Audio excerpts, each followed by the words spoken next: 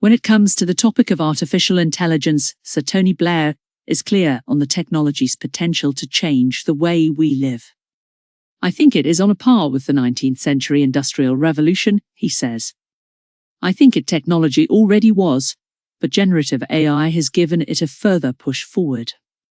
The former Prime Minister's eponymous institute is writing papers on AI, while he has given talks and penned newspaper opinion pieces on the technology. Sir Tony wants us to understand the risk as well as the reward.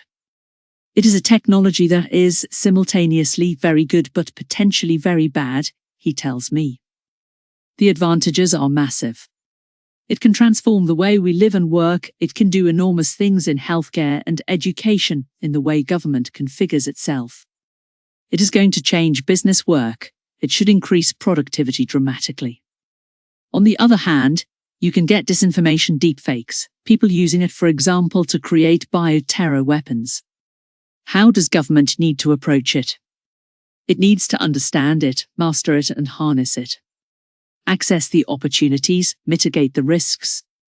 The question that prompts that answer was written by the AI chatbot, ChatGPT.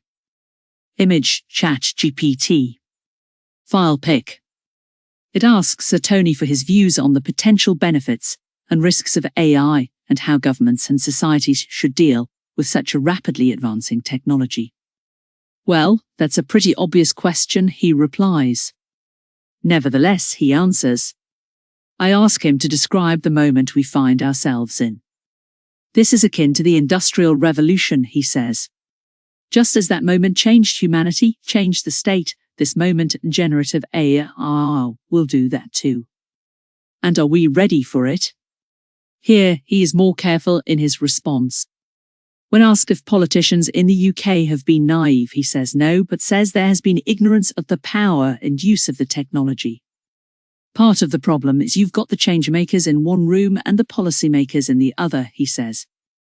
The US, China, and the private sector have stolen a march, and Sir Tony says countries such as Singapore are catching up with the UK too. 532. China is a leader in the AI field.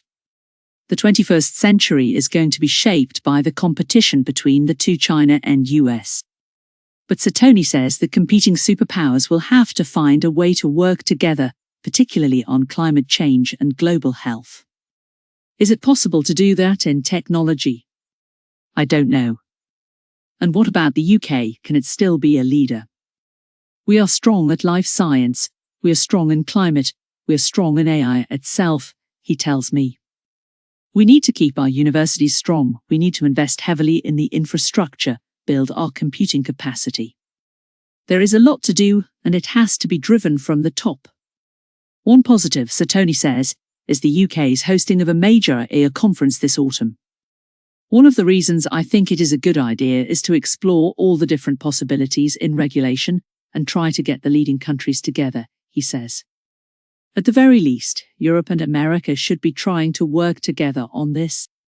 057. As a final question, I asked if AI could have done his job as Prime Minister. No. It couldn't have, he says with a smile. But there are parts of his job where AI would have been an aid, he says. Spreaker. This content is provided by Spreaker, which may be using cookies and other technologies. To show you this content, we need your permission to use cookies. You can use the buttons below to amend your preferences to enable Spreaker cookies or to allow those cookies just once.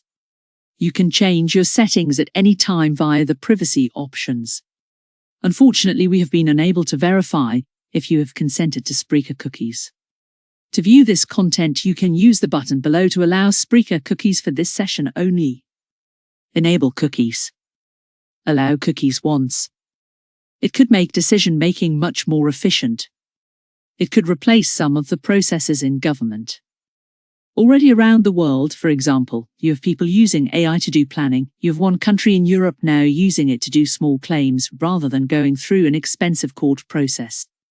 In the end, it is maybe best to look at it as an aid to the people making a decision. But in the end, you have to keep the decision-making capability for the human, but it will be much better informed by the technology. As he leaves, Tony tells me about how his kids have asked AI to make a rap song using the text of one of his speeches. Was it any good? He doesn't say.